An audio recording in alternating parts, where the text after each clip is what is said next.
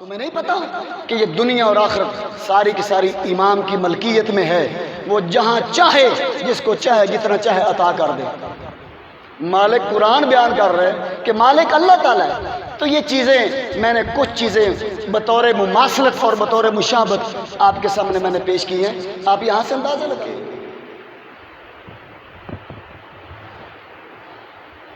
اس کائنات کے اندر سب سے بڑے اور خطرناک دشمن قرآن مجید کی زبانی وہ یہودی ہیں۔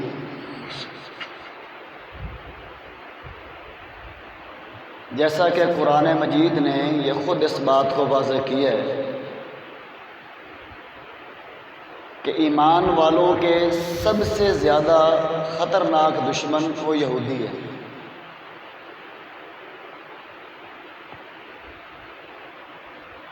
ایک بات کرنے لگا ہوں، ذرا توجہ سے سننا۔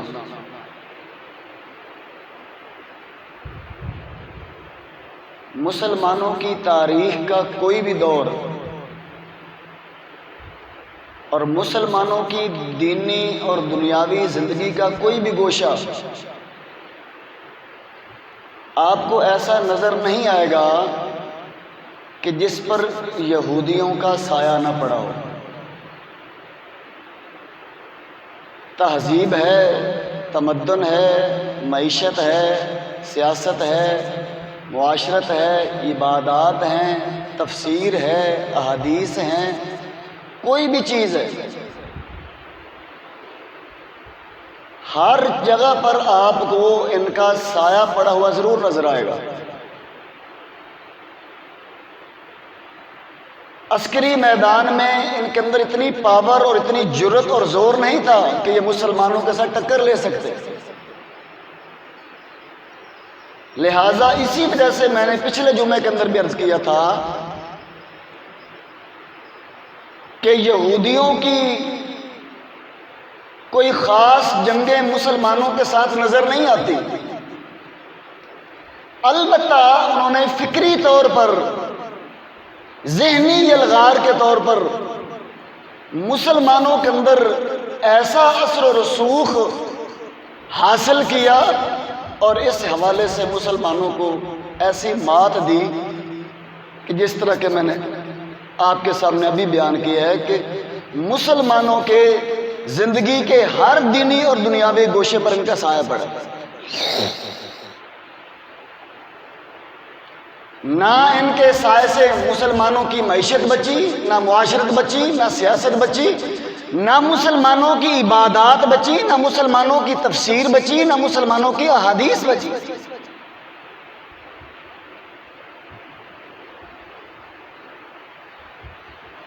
امام ابن الجوزی رحمہ اللہ نے اس بات پر تلبیس ابلیس کے اندر بڑی تفصیل کے ساتھ روشنی ڈالی ہے کہ پھر انہوں نے مسلمانوں سے کس طرح انتقام لیا۔ جنگیں بھی کوئی نہیں ہوئی، کوئی خاص جنگ بھی ان کی مسلمانوں کے ساتھ بڑی نہیں ہوئی، اور دشمن بھی سب سے بڑے یہ ہیں، تو کس طرح آخر پھر انہوں نے اپنی دشمنی کو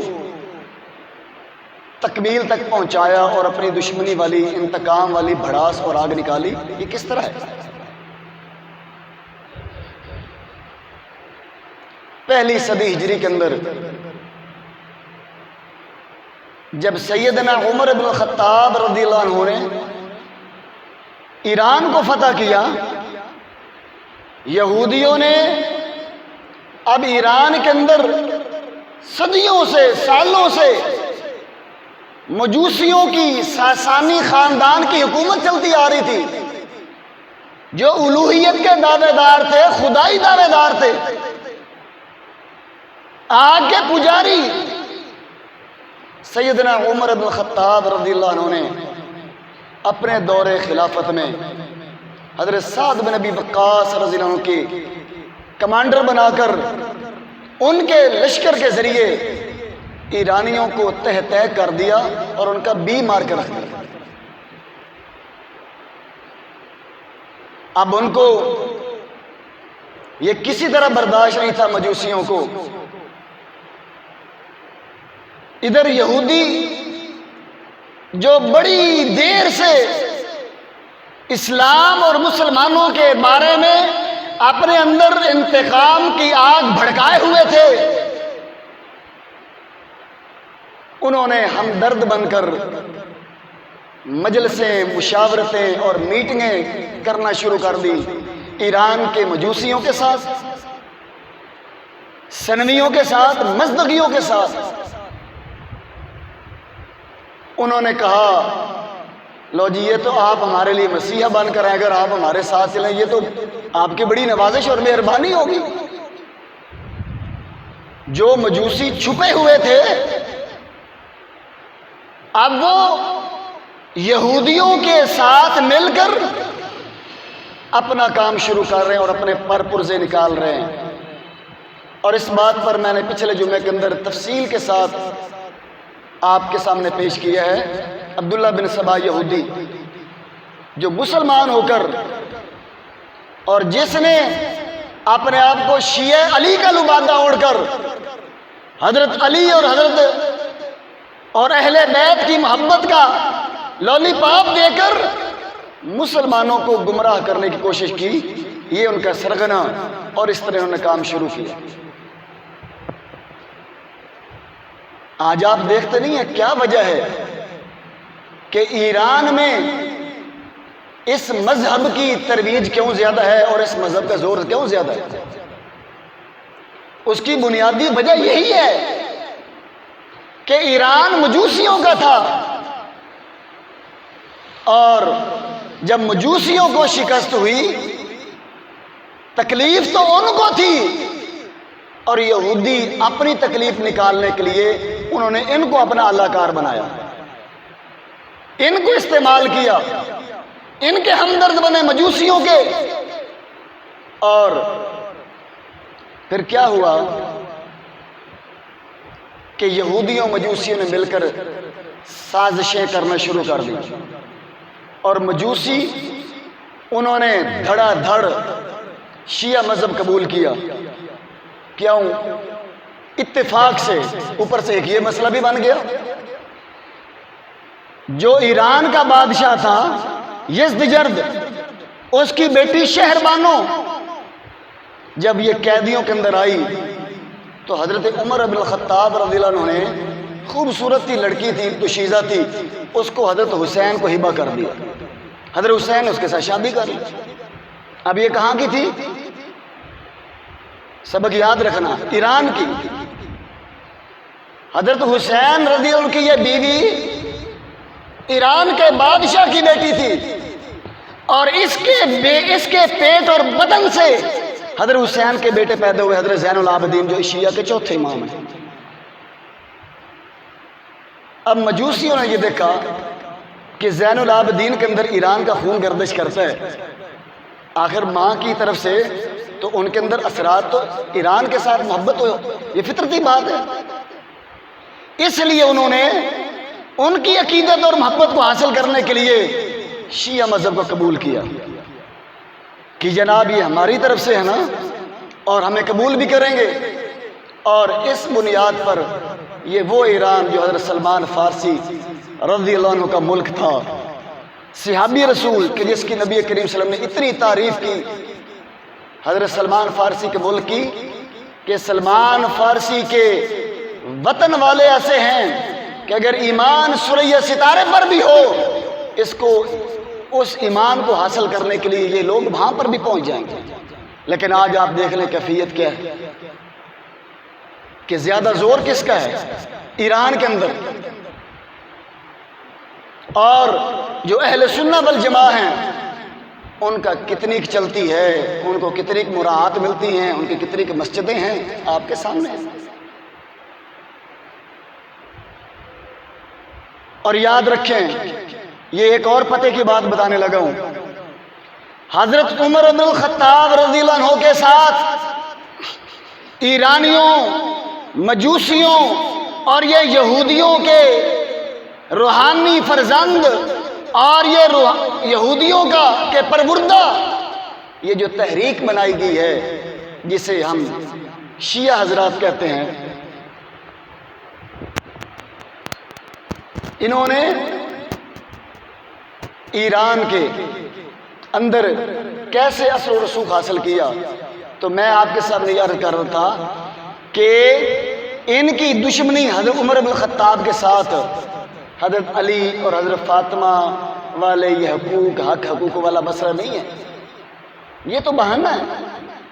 اور یہ کس نے کہا ہے؟ برطانیہ کا مستشرق کہتے ہیں غیر مسلم اسلام کا عالم، غیر مسلم اسلام کی مکمل معلومات رکھنے والا ڈاکٹر براؤن، جو ایران کے اندر طویل عرصہ اس نے گزارا اور ایران کی تہذیب اور ثقافت کو اس نے صحیح معنوں کے اندر اس کا مشاہدہ کیا، اس نے باقاعدہ طور پر ایران کی تاریخ ادبیات کے نام پر کتاب لکھی۔ اس نے کیا محسوس کیا؟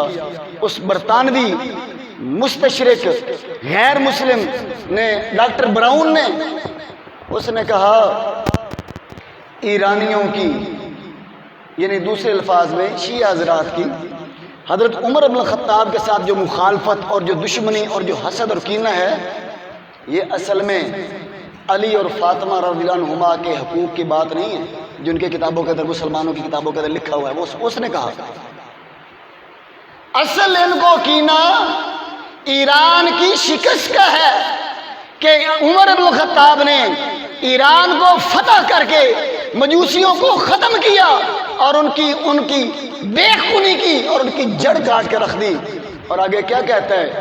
اس نے کہا کہ پھر اس نے ایران کے ایک شاعر کے فارسی اشعار بھی اپنی کتاب میں نوٹ کیے۔ ان فارسی اشعار کا ترجمہ بھی یہ بنتا ہے کہ عمر نے ایرانیوں کی کمر توڑ دی، عمر نے ایرانیوں کی کمر توڑ دی، اور آل جمشید، یعنی اس وقت کے ایران کے بادشاہ کا نام تھا، اس نے بھی مار کے رکھ دیا، اور خلافت علی تو ایک بہانہ ہے۔ اصل عمر کے سے، یہ اس فارسی شاعر کے شعر کا ترجمہ، اصل دشمنی عمر کے ساتھ کیا ہے کہ انہوں نے ایران کو فتح کیا۔ اس طرح جناب یہ مذہب اور یہ مسلک یہودیوں اور مجوسیوں کے باہمی تعاون سے آج وہاں پر ہمیں زیادہ نظر آتا ہے۔ اچھا، پھر آپ کو یہ کڑی بھی آپ کو نظر نہیں آتی کہ حضرت عمر کو شہید کرنے والا مجوسی ہے، حضرت عمر کو شہید کرنے والا مجوسی ہے، اور وہ مجوسی ہے بھی تم اپنے آپ کو مسلمان کہلاتے ہو، شیعہ کی بات کر رہا ہوں، تمہارے بقول ہم مانتے ہیں چلو تم مسلمان ہو، تم اپنے آپ کو مسلمان مانتے ہو، تو وہ تو مجوسی تھا، ایک مسلمان صحابی کا غلام تھا، اس نے مسلمان خلیفہ کو شہید اور قتل کیا، اس کو تم نے سینے سے کیوں اس کو اپنے سینے سے لگایا، اور آج ایران کے اندر اتنا بڑا اس کا مزار اور دربار تم نے کیوں بنایا، اور اوپر کیوں اس کو اعبار دیا کہ بابا شجاع الدین یہ دین اسلام کا بہت بڑا بہادر اور دلیر آدمی ہے؟ تھا تو وہ مجوسی، تمہارے ساتھ کیا تعلق؟ پھر ایران میں وہ کیوں گیا؟ ایران نے اس کو کیوں قبول کیا؟ وہی بات کہ جہاں کا وہ بدبخت خبیر تھا وہیں پہنچا۔ عمر بن الخطاب رضی اللہ عنہ کو شہید کرنے والا مجوسی، اور اس کو داد دینے والے، اس کی تحسین کرنے والے، اس پر جشن منانے والے، اس کو اپریشیٹ کرنے والے، اس کو سلامیاں پیش کرنے والے، سلام عقیدے دینے والے اپنے آپ کو مومن اور مسلمان کہلاتے ہیں۔ یہ کیا معاملہ ہے؟ کہاں سے کیوں ایک کڑی کیوں مل رہی ہے؟ بھئی تمہارا مجوسیوں کے ساتھ کیا تعلق؟ اور پھر ہمیں اور بھی کتنی ایسی باتیں ملتی ہیں۔ آج میں نے آپ کے سامنے بہت اہم باتیں شیئر کرنی ہیں۔ کتنی ایسی باتیں ہمیں آج ملتی ہیں جس بات کو بالکل عیاں واضح اور نمایاں کرتی ہیں کہ یہودیت اور ان شیعہ حضرات کے درمیان کتنی مماثلت اور مشابہت پائی جاتی ہے۔ مثال کے طور پر آپ قرآن مجید کا مطالعہ کریں آپ کو یہودیوں کی یہ بنیادی صفت اور یہ وصف اور عادت نظر آئے گی، غلو اور مبالغہ رائی کرنا، یعنی اپنے لیڈروں کو اور کسی بھی بات میں حد سے تجاوز کر جانا، مبالغہ کرنا۔ اور اللہ کے رسول صلی اللہ علیہ وسلم نے صحیح مسلم وغیرہ کی حدیث ہے، امت مسلمہ کو اس بات سے ڈرایا تھا، ایاکم الغلو فإنہ اہلک من کان قبلکم، غلو اور مبالغہ رائی سے بچنا، کیونکہ تم سے پہلے لوگوں کو اسی غلو اور مبالغہ رائی نے تباہ برباد کر دیا تھا۔ جس چیز کا، جس جگہ کا، جس انسان کا جتنا مقام ہے اس کو اتنا ہی رکھنا، اور اس کو وہاں سے بڑھا دینا، اس جگہ کو، اس انسان کو، اس چیز کو حد سے زیادہ مقام اور مرتبہ، یہ ہے غلو اور مبالغہ رائی۔ اور یہ یہودیوں کا تھوڑا غلو تھا کہ عزیر علیہ السلام کو اللہ کا بیٹا قرار دے دیا، یہ غلو تھا ان کا، مبالغہ رائی تھی۔ اور اللہ کے رسول نے اسی چیز کو سامنے رکھتے ہوئے کہا تھا نا، لا تطرونی کما اطرت النصارى عیسی ابن مریم، مجھے غلو اور مبالغہ رائی کا شکار ہو کر، اس میں مبتلا ہو کر تم نے مجھے مقام اور مرتبے میں اس طرح نہیں بڑھانا جس طرح عیسائیوں نے عیسیٰ علیہ السلام کو مقام اور مرتبے سے بڑھا دیا تھا۔ تو یہود و نصارہ خاص طور پر غلو کا شکار تھے، اور انہوں نے اپنے مذہبی پیشواؤں کو، مذہبی لیڈروں کو خدائی صفات سے متصف کر رکھا تھا یہودیوں نے۔ قرآن کہتا ہے اتخذوا احبارهم ورهبانهم اربابا من دون اللہ، یہودیوں اور عیسائیوں نے اپنے درویشوں کو، مذہبی لیڈروں کو اللہ کے سوا رب بنا رکھا ہے۔ کیا مطلب؟ کہ جو وہ حلال کرتے ہیں اس کو حلال سمجھتے ہیں، جو وہ حرام کر دیتے اس کو حرام سمجھتے ہیں۔ حضرت عدی بن حاتم رضی اللہ عنہ جب آئے تھے مسلمان ہو کر عیسائیت سے، انہوں نے یہی کہا تھا نا کہ اللہ کے رسول، قرآن کے اندر ایک آیت ہے کہ یہود و نصارہ نے اپنے درویشوں اور علماء کو رب بنا رکھا تھا، ہم نے تو نہیں رب بنایا۔ اللہ کے رسول نے فرمایا اچھا یہ بتا، تمہارے علماء جب تم عیسائی تھے، جس چیز پر حلال کا ٹھپا لگا دیتے تم اس کو حلال نہیں سمجھتے تھے، جس چیز پر حرام کا ٹھپا لگا دیتے اس کو تم حرام نہیں سمجھتے؟ کہاں یہ تو ہے۔ فرمایا یہی تو ان کو رب ماننا ہے۔ اور اسی طرح اللہ نے ایک جگہ پر فرمایا کہ آپ کہہ دیں یا اہل الکتاب تعالوا الی کلمۃ سواء بیننا وبینکم، کہ اے اہل کتاب آؤ، یہودی اور عیسائیوں، اس بات کی طرف جو ہمارے اور تمہارے درمیان برابر ہے، یعنی توحید، اور ہم اس بات پر عہد کریں کہ ہم اللہ کے سوا کسی کی عبادت نہیں کریں گے اور اس کے ساتھ کسی کو شریک نہیں ٹھہرائیں گے۔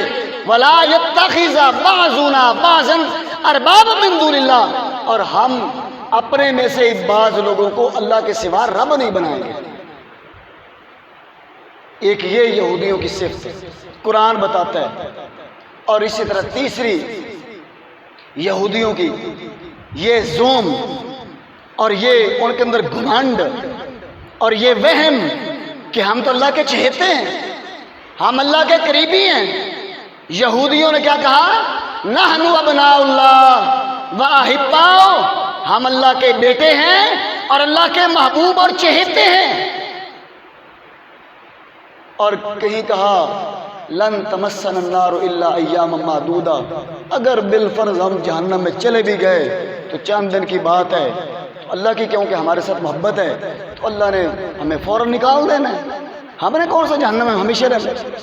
یہ یہودیوں کی سوچ کہ ان کے علاوہ جتنے انسان ہیں سارے کے سارے گوئم یعنی حیوان ہیں، اور ان کی خدمت کے لیے پیش کیے گئے ہیں، پیدا کیے گئے ہیں یہودیوں کی۔ ذرا توجہ کرنا، یہودیوں کا یہ نظریہ اور یہ سوچ کہ یہودیوں کے علاوہ اس دنیا کے اندر جتنے لوگ ہیں یہ یہودیوں کی خدمت کے لیے پیدا کیے گئے ہیں، اور ان کا مال لوٹنا، ان کو قتل کرنا یہ یہودیوں کے لیے بالکل جائز ہے۔ اور یہ سارے کے سارے حیوان ہیں، عیسائی بھی، مسلمان بھی، ہندو بھی، سارے کے سارے یہ یہودیوں کے نزدیک ہے۔ اور ایک اور ہمیں مماثلت نظر آتی ہے، میں نے موازنہ کرنا ہے یہ تبھی میں صرف یہودیوں کی عادات بتا رہا ہوں نا. ایک اور ہمیں یہودیوں کی کمینی صفت نظر آتی ہے جو قرآن مجید کے اندر مذکور اور ذکر ہے، حق بات کو چھپانا. حق بات کو چھپانا. اللہ نے کیا فرمایا؟ یا اہل الکتاب لم تلبسون الحق بالباطل، اے اہل کتاب تم حق پر کیوں باطل کا خلاف چڑھاتے ہو؟ حق کیوں چھپاتے ہو؟ وانتم تعلمون، حالانکہ تمہیں پتہ ہے. اور اسی طرح یہودیوں کی ایک اور عادت ہے، یہ جہاں پر بھی رہے ہیں وہاں پر رہنے والوں نے تھوڑی دیر بعد ہی محسوس کر لیا کہ یہودی ایک قوم کے اندر الگ قوم ہے، وکھری کو قوم ہے، اپنے الگ امتیازات گیٹو بنا کر، اسے بولتے ہیں گیٹو بنا کر، الگ آبادیاں، الگ محلے، الگ کالونیاں انہوں نے بنانے کی کوشش کرنی ہوتی ہیں کہ ہم الگ رہیں، ہمارا آپس میں میل جول ہو، آپس میں ایک دوسرے کے تعاون ہو، ایک دوسرے کو ترجیح دینی ہے. یہ سارے کے سارے یہودیوں کی عادات اور صفات اور کمینی حرکتیں قرآن و حدیث کے اندر بیان ہوئی. اب ذرا آ جائے دوسری طرف. پہلی میں نے یہودیوں کی عادت کیا بیان کی؟ غلو اور مبالغہ رائی. غلو اور مبالغہ رائی، مقام اور مرتبے سے بڑھانا. تو ماشاءاللہ اگر ہم شیعہ احباب کے لٹریچر کو کھنگالتے ہیں تو ہمیں یہ غلو اور مبالغہ رائی انتہا کا نظر آتا ہے. اتنی مبالغہ رائی اور اپنے مذہبی پیشواؤں کو، مذہبی اماموں کو جو انہوں نے مقرر کر رکھے ہیں، اتنا مقام اور مرتبہ دیا کہ یقین جانیے اللہ تعالیٰ کی صفات ان کو عطا کر دی اور اللہ تعالیٰ کے برابر کھڑا کر دیا. نبیوں سے افضل سمجھ لیا.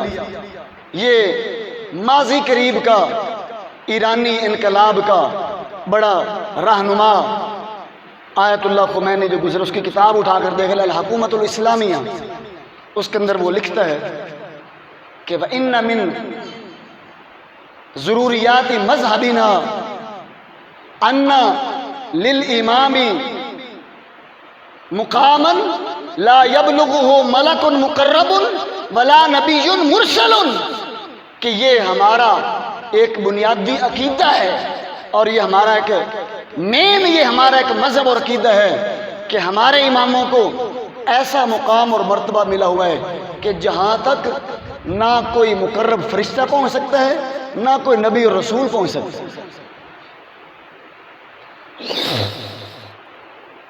اور اسی طرح پھر یہی لکھتا ہے آگے، خدائی ساری دنیا جانتی ہے، مسلمانوں کی جو مسلمان ہیں قرآن جو پڑھتے ہیں سب جانتے ہیں، اس کائنات کے ذرے ذرے پر کس کا کنٹرول ہے؟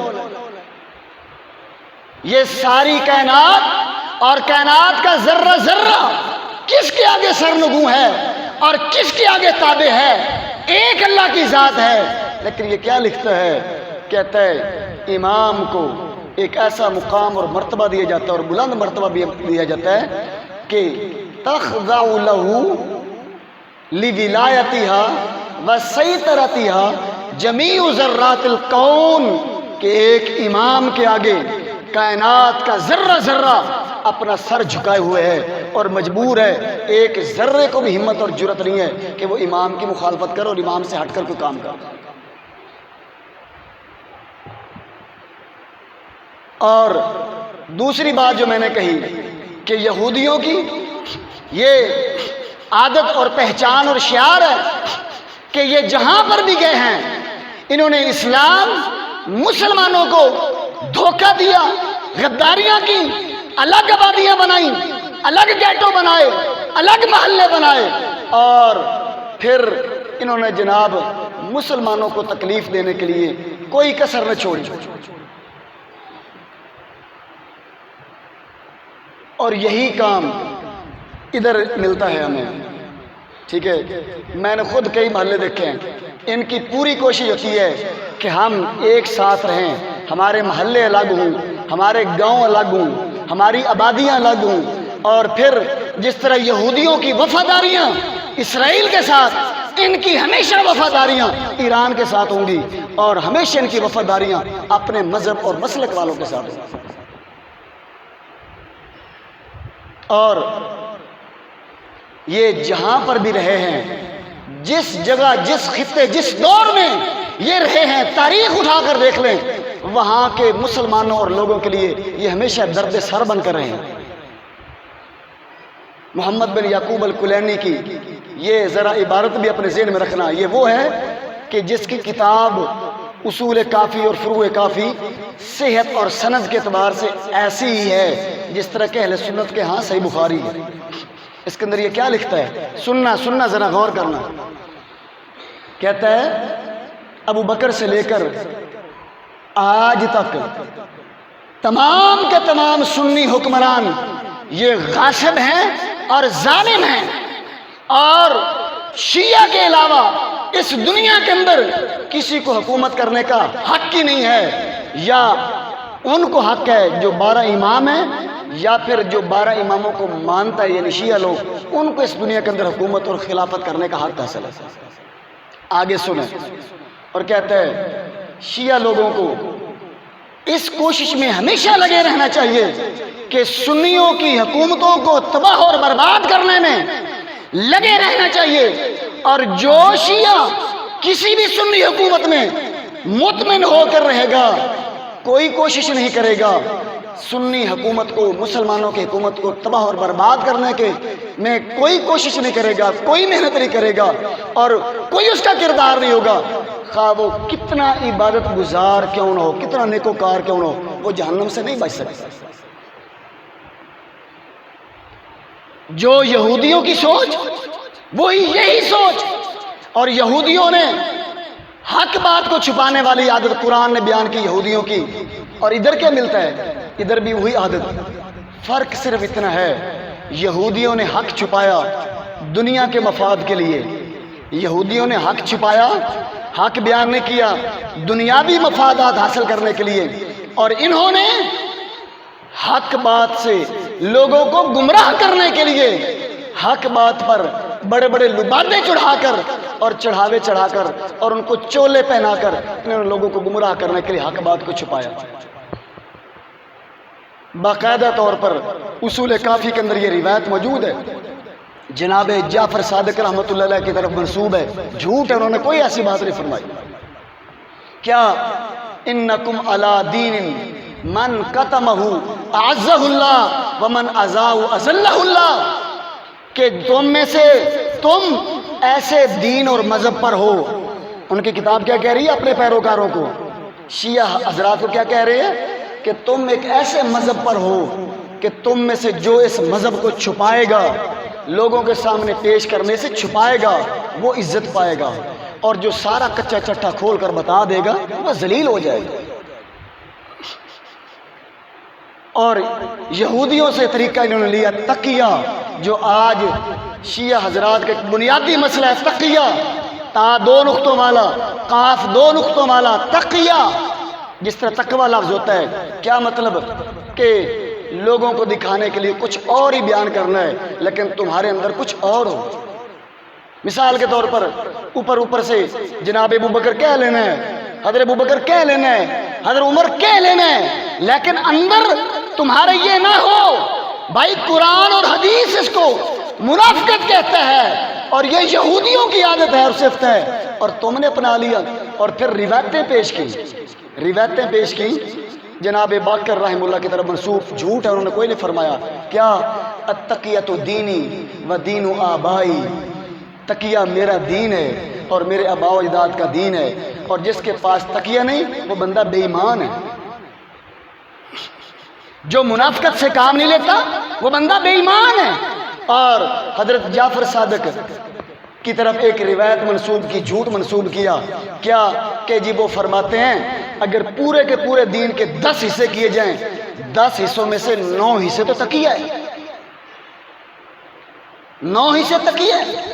یہ ہے یہودیوں نے بھی حق چھپایا اور یہ بھی حق چھپاتے ہیں۔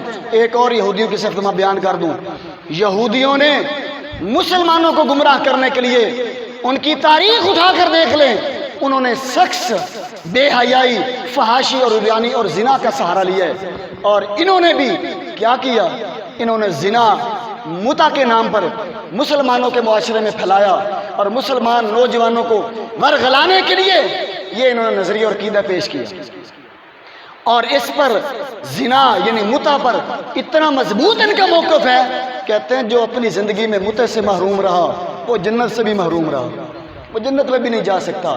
جس نے ایک دفعہ متع کیا، زنا کیا، وہ حضرت حسن کے درجے تک پہنچا، جس نے 2 دفعہ کیا وہ حضرت حسین کے درجے تک پہنچا، جس نے 3 دفعہ زنا کیا متع جس کو ہم زنا کہتے ہیں تو اس نے 3 دفعہ کیا وہ حضرت علی کے درجے تک پہنچا، اور جس نے 4 دفعہ کیا وہ اللہ کے رسول کے درجے تک پہنچ گیا۔ یہ زنا کرنے پر ڈگریاں مل رہی ہیں، یہ ایوارڈ مل رہے ہیں، جو یہودیوں نے طریقہ بنایا یہی طریقہ اور پھر انہوں نے ان کا الحر العاملی بہت بڑا مجتہد، وہ تو اجتماعی زنا پر اجتماعی متع پر زور دے چکا ہے کہ یار کو بندوبست کرو اپنی قوم واسطے، اجتماعی زنا واسطے کو بندوبست کرو۔ اور آیت اللہ خمینی نے جناب باقاعدہ فاحشہ اور بدکار عورتوں کے ساتھ زنا کرنے کی ترغیب دی ہے، ان کی کتاب تحریر الوسیلہ اٹھا کر دیکھا۔